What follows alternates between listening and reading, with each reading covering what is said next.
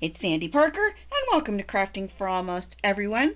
I bought this book at the Dollar Tree, and I loved it because there's a lot of brown paper in the front and then some white paper in the back, so it'd be great for an art journal or some kind of project for your kids at school, or if you just wanted to do something where your kids wanted to have their own journaling book or a diary, whatever. I'm getting the tape off here so I don't end up with it stuck to me.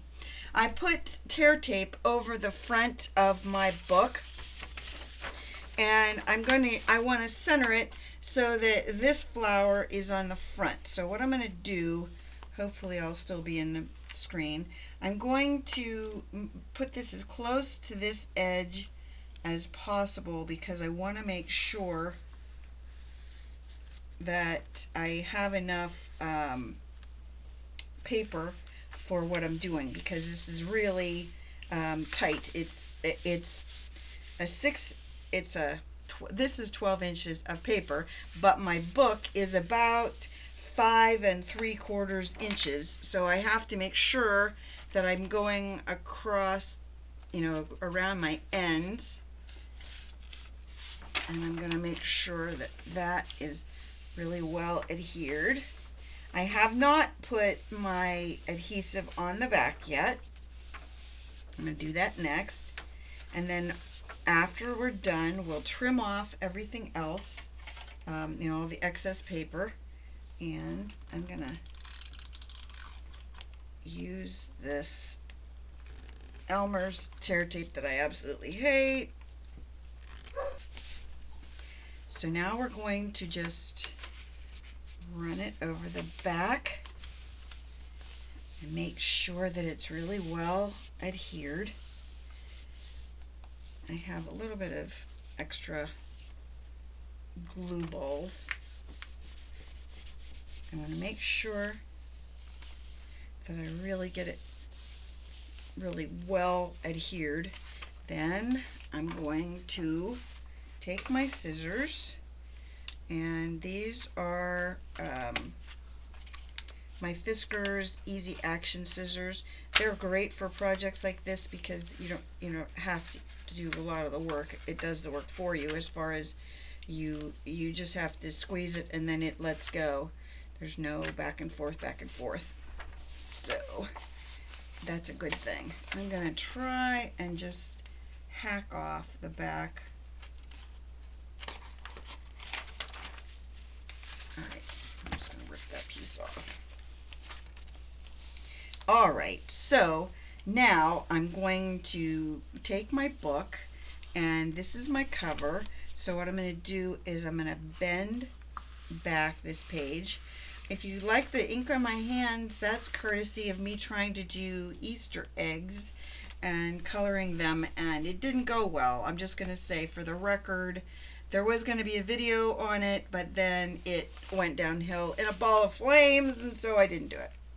But I washed my hands with the Tim Holtz scrubby thing, and that didn't even touch the mess I have on my hands. So in case you were wondering why I'm an inky mess, now you know the truth. Okay.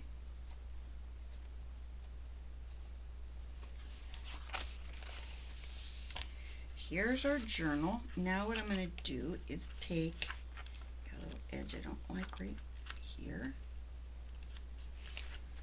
I'm going to play with a little bit of the paper that came off the top, because this is kind of fun, this edge. I thought that might be fun to do, somewhere.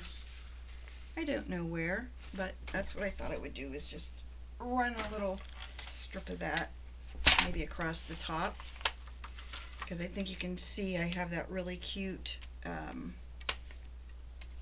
we have that really cute edge flower, not edge, flower. We have the really cute flower right here, and then we have the pretty red around there, around the other flowers, and at the top we just have kind of a bland area. So I thought it would be fun if we just ran a strip of tape, or not tape, paper around the top. Like, I don't know if you ever have this fuzz. Can you see that right there? Now you can see it right there. You get that sometimes when you're cutting very thin paper, and this is super, super thin paper. Oh, and that's something else I recommend. If you're going to cover a journal like this, you have better success in the long run if you use this kind of paper, the thin paper, because if you use the thicker paper, you'll end up with cracking a lot of times, and you don't want that. I'm just getting that rough edge off. Okay.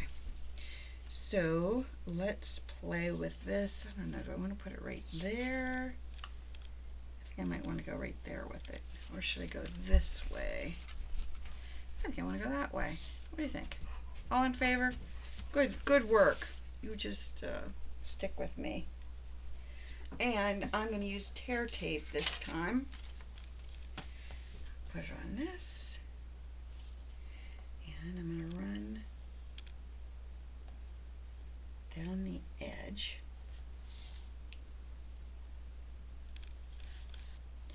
So then we're going to decide, I think we decide I want it this direction.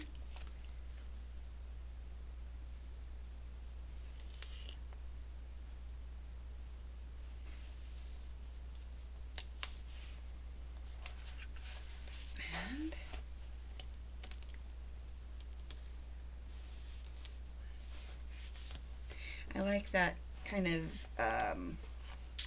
3D almost look that it has. So there's that. Then if we wanted to, we might want to put a little bit of maybe a bookmark or a ribbon on the inside. So I think what I'm going to do is take some of this ribbon and I'm going to cut off the end of it. So I put another piece of paper in the inside of my journal, and all I'm going to do now is trim off the edge. And that way we'll have a pretty inside as well as the outside.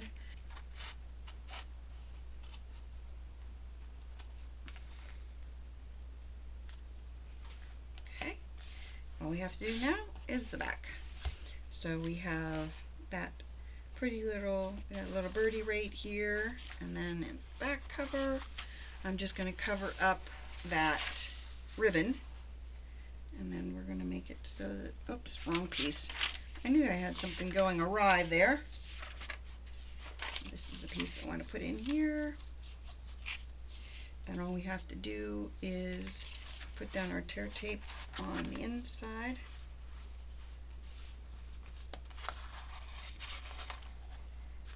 Then the very last piece, whoops, right on this edge. And now all we're going to do is lay our piece of paper inside. We want to make sure that we get, well, first off, I have a little rough edge, so I'm going to clean up that rough edge with my nail file. It looks like this, and you just go along the edge. Make sure you get rid of anything that looks a little iffy. So I'm just going to clean that off. Okay, looks good. We want to make sure that the image is right side up, and that's the bottom of my book right there. So I'm going to just put it in as carefully as I can. I want to make sure it's as straight as I can make it too. And this way we'll have our ribbon covered up, and all I have to do is trim off the back and we're good to go. Cut off that extra. The other thing that sometimes is an issue is that these books they're not completely even. You know, the edges or the margins or whatever, they're just not even. Before I go into swatching the markers, I just wanted to tell you a little bit about them and why I got them. I got the set of 168. They come in sets of like 40, 80, 168. The reason I got the set of 168 is I couldn't find the lightest colors in those smaller sets. And so in order for me to do the blending I wanted to do, I had to have that full range. Well, in my head, I had to have that full range. But you might be able to find them in the set of 80 or the sets of 40, the lighter colors that will work for you. But I knew that if I didn't get them, I would regret it, because I really like those very, very, very, very light colors, because I do the best job blending when I have a light tone. And they were $63 on eBay. I didn't think that was a horrible price for 168 markers, and they're not American made, but I'm not sure where they're made because there's no manufacturing information on them at all. I will show you the markers. This is the one end of it that has the bullet, and then the other end is, this is my problem with getting the lids on. I don't know, I'm just not good at it. And then this end looks like that, so you can see they're pretty much like regular markers. When I put my lids on, see there's a little gap there with my finger. I have to really push on them to get them on. So that's a downside, as always, and I already colored myself with it, which, what else is new there? Come on. There's nothing new to that. I'm always coloring myself. But anyway, I wanted to tell you that because you can get them in much smaller sets, but the reason I got the 168 is I wanted the very, very light colors that I couldn't find in the smaller sets. And for $63, I didn't think it was a bad price for that many alcohol markers. They come in these bags. Oh, hold on. I've already swatched some of them out, so they come in these bags, and both of these bags were full. I've swatched out, I think at this point, roughly half of them, but that's the bags they come in, and the bags do zip shut. So they're nice little bags, but I couldn't store them laying down, and that's how you're supposed to store alcohol markers. So I had to come up with an alternate plan for that, but that's how they come. And so with that, then let's look at the markers. So since I have my book done, what I thought I would do is show you how I swatch out my new markers, because I just got my Touch 5 markers, and I use the Polaroid premium white mailing labels that you get at the Dollar Tree. And if you can't find them at your Dollar Tree, look where they have the Polaroid photo paper, and it's usually in that same stack because it looks just like it, so they usually get confused and put them together. And then what I do is I take my paper trimmer and I line it up on the short side, so the 8.5 is on, whoops, I got markers overboard, so that the 8.5 of the paper is, the 8.5 goes this way and the 11 goes this way on your paper, because your stickers are in this direction, so you want to cut your stickers so that you're cutting them in half. So what I do is I line it up, cut 1.5, then I move it up so that I'm right on the seam, then I cut it, then I slide it down so I'm halfway between the next one, then I do that, and I just keep doing that so that I have a bunch of those. And each one of those strips will do 3 of your markers. So here's how I do my markers. I take one of my strips, and you make sure that you can see the little cut lines so that it'll come off really easily. So you make sure you can see that, and I have the scrap paper that I'm working on, and I'm going to do 3 green markers real fast so that you can see how I do it. These, I will tell you, the lids are hard to get off on these. That's the thing I've noticed so far about them. And then I just do that with the broad tip. And then you want to lay them in an order so that you don't forget which ones you did in which order. And I always lay them so that the bottom one is to the far left, then the middle one is to the right of it, and then and then the next one, they have these weird little caps on them, hard to get off. Then the very last one goes to the far right. Then the easy part for me is bending it so that you can get your sticker off. You just bend it like that. Then I take it and I put it in the center of my marker, and I just go around it like that until it's on completely, and that one's done. Then I take the next strip off, put it on my marker, and zip around it real quickly like that, and there's the next one. And then our last one is this one. This really does help you if you're not really good at telling what the colors are by the caps, and I am horrible at that.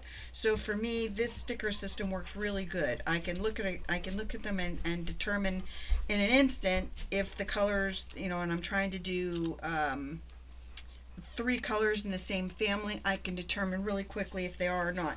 So let me show you what I'm doing.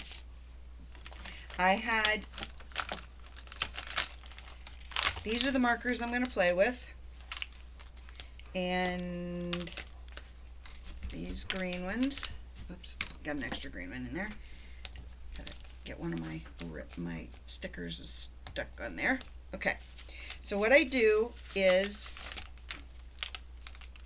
I put them in family order, and hopefully you can see these. I'm doing, where's my third red one? There it is.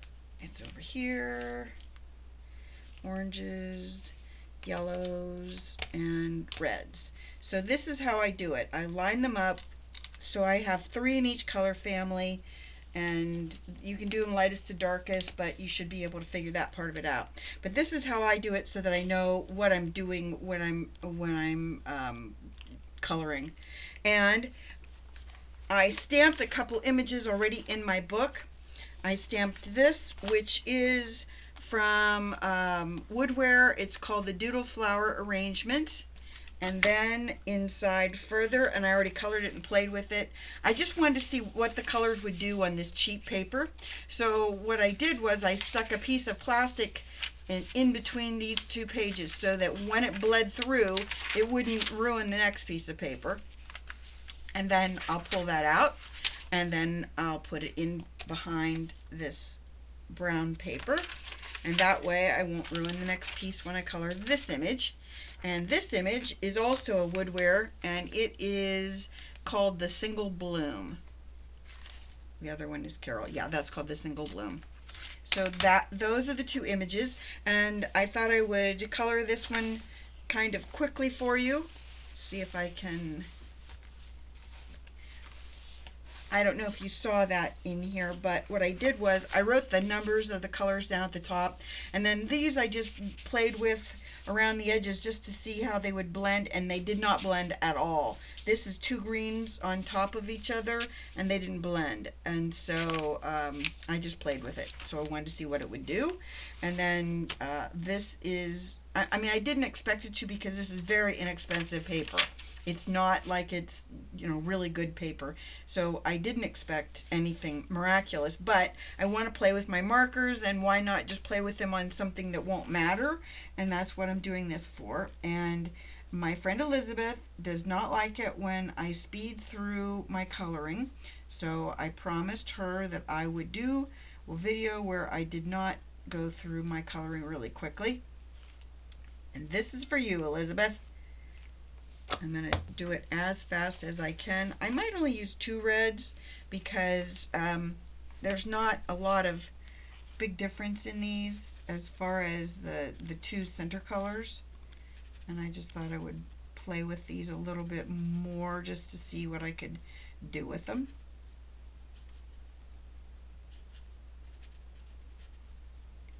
And they are kind of fun to play with, I'll tell you that much. I forgot to do that center flower with, I will use the middle color for that. And we'll do a little bit more. Okay. I think I'm going to do a little bit of red in this one. Don't forget I have that piece of plastic back there too. That'll make a big difference to protecting my surface. Now I'm going to go into the oranges and do an orange flower. I think I'll do my tulip in oranges.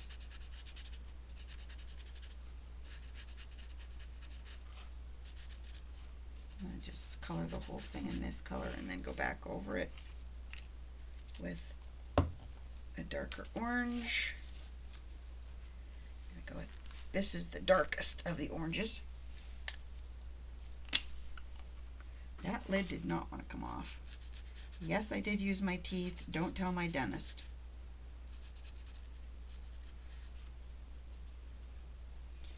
And I'm going to blend that out again with the lightest one. We'll see if it blends at all. You never know. This is my light one.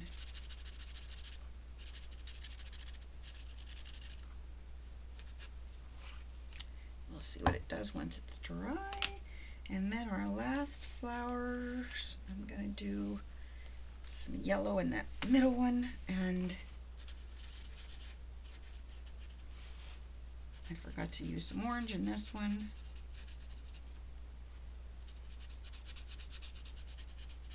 I wanted to use all the colors in this flower, so all my color families are going to be in that one. So I'm going to do my orange one.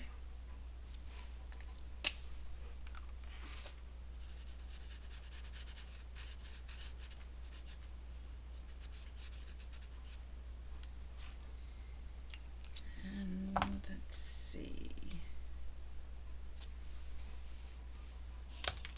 Maybe I'll go in with the lightest orange and blend a little bit into my yellow with it.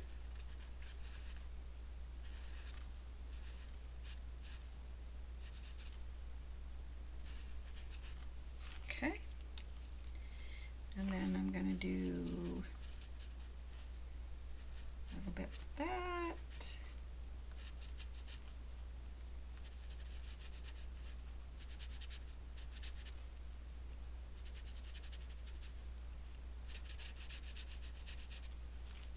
Now I think I'm going to do the rest of that in the darkest yellow.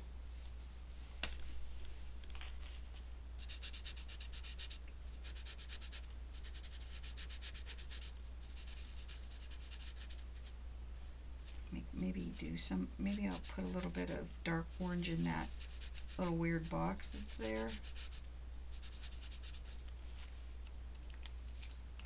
Might as well, right? Make it a little frisky. We'll take our dark orange, put it, oh, okay, I got the great big nib. Let's see if I want to do a little bit more with that. I think I do.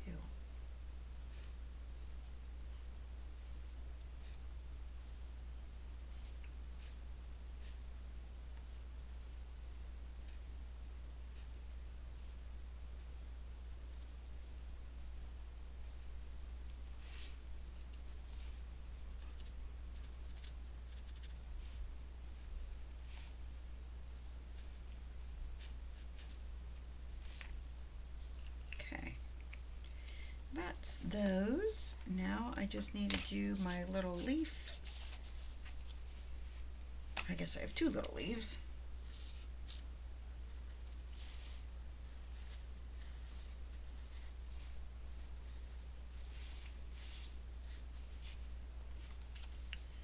And we'll do our darker color.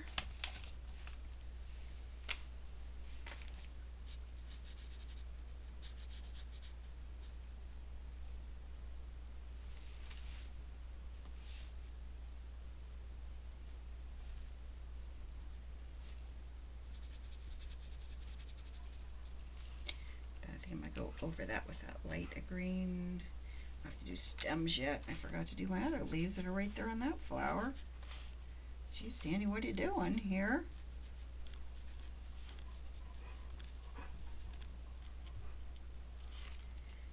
Okay. Go in with my light green.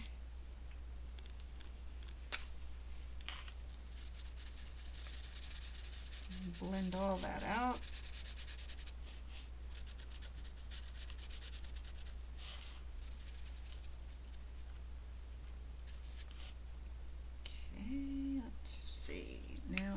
do my hearts in my basket, and then I'll do some beiges down there.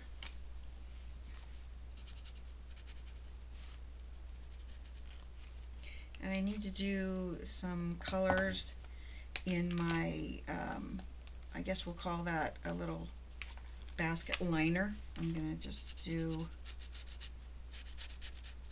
some oranges in there.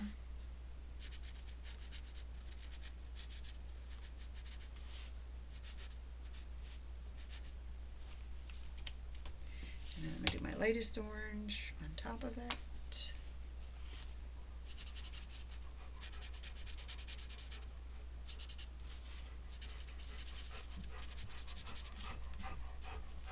Alrighty. So then we're going to get some beiges. Let's see. This color is sand. I haven't swatched these out yet, so I'm just going to swatch this on a little piece of paper. I don't think I love that color that much. Let's see this one. Man, these lids don't want to come off. Probably better because I'm going to put it on this color, so you don't want to have something that's not going to be very vibrant. You want to have something that you can really see against it. Oh, that says it's brown gray. I see green. I don't know about you guys, but it looks like green to me. That's crazy. We're going with that's crazy. Let's see. I'm going to go with river. And I don't see what that does. Also looks green. Maybe it's me. Maybe everything looks green because I'm just losing it. One more and then we're going to give up. Okay. Well, that's darker. Okay, so I'm just going to do the little lines of my basket with these.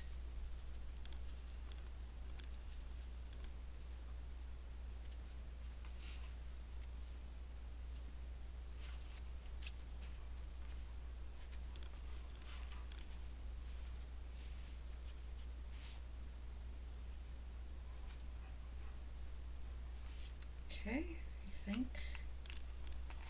I'm going to go around the outer edge with this.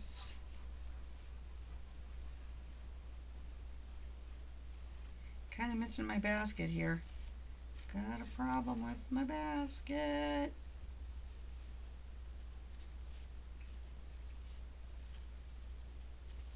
Okay, let's go in. That was walnut. And last but not least is this one. It's sand.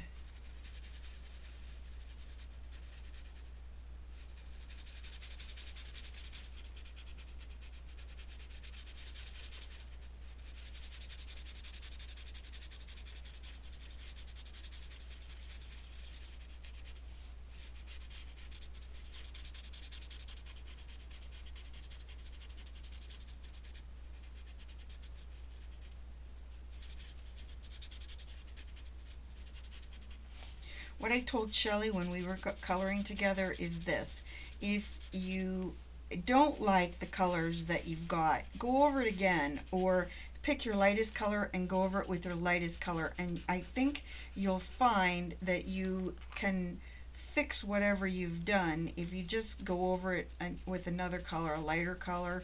Usually your problem is that you don't have enough light colors in your blend, so your darkest color is all you're seeing, and that's a problem. You need to fix that so that it's not the only color you see. You know, you really want to fix it. And the other thing that happens when you go back over a color, like for instance, oh, wrong tip.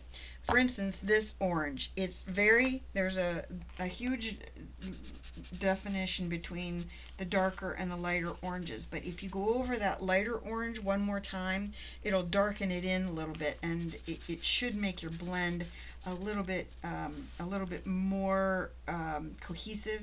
You shouldn't see a big separation like you did before. So here is my little basket, and the numbers I used I'm just going to give you all these in case you like these Touch 5 markers. And I bought a set of 168 of them for $63 on eBay, including shipping, so I didn't think that was a bad price. And let me tell you the numbers I used. In the greens, I used 173, 174, and 175. In the oranges, I used 23, 22, sorry, and 140. Got that a little out of sequence. Oops, that one came back out. Then in the reds, I used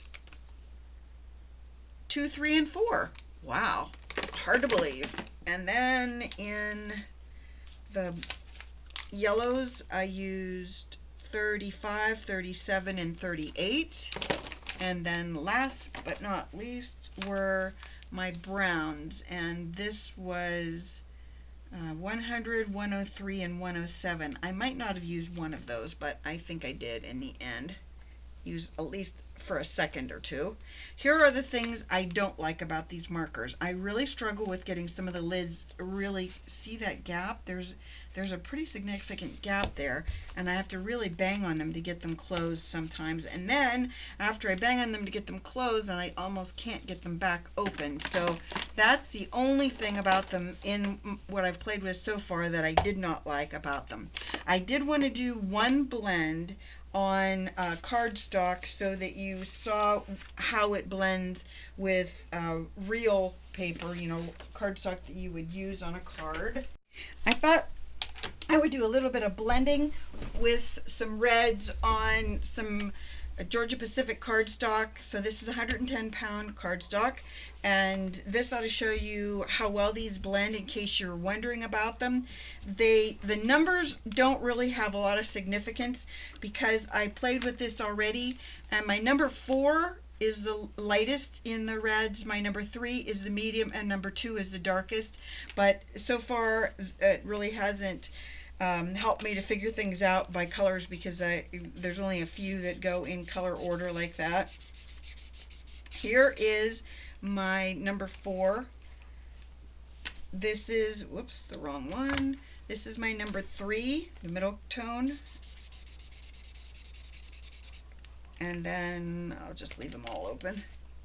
And then my number 5, which is my, or excuse me, my number 2, which is my darkest. And when I did this before, what I found was the number 4 and 3 are easy to get the colors to blend. They're almost no problem at all. I mean, I'll show you right there. That takes care of the line. There isn't, you don't really see that anymore, and that is my lightest color. So then what I did with my 4, no, excuse me, my 3 and my 2, I don't know why I can't get this right, is I took my number 3, which is my middle tone, and I just went over that. Because our job here is to blend out that line. You don't want that line separating the two to show up. Okay, and then you're going to go back in with your number 4, which is your lightest color, and blend out again the lightest and the middle tone. So that should take care of it. And as far as I'm concerned, other than getting the lids on and off, these markers really have worked well for me so far. The blending, this is wet, and the number is 4, 3, and 2. This is the wet one, and this is the dry one. Look how clean that dry one looks. I really think it looks nice. I mean, I'm no expert with blending, as you know, but I really think that the markers did blend well, and on inexpensive cardstock too, so that's got to make you happy when that happens. You can find these markers on any international site, but I found mine on eBay and from an American seller, which made me happy because then if you have any problems you can contact them. But I really like them, and other than the lids, I haven't found any problems with them. There is a little bit of bleeding, but nothing significant, nothing traumatic. So here's my book that's done, and I like that I have an idea of what to do with it now, because I'll be able to swatch out the rest of my colors, and once I go over this video, I'll be able to write all the numbers down in this section like I did in this, so that I know which colors I used, so that when I'm on brown cardstock or craft cardstock, that I'll be able to tell if, what colors look good with it, and then you'll know how to swatch, and whether you like these Touch 5 markers or not. I really recommend them so far. We blended out the reds, and I think it did a nice job of blending. I hope you enjoyed this, and that it gave you a good idea on how to swatch and how to use a little book like this once you've created it, and that you'll give this a thumbs up and subscribe. And thanks so much for watching. Bye-bye.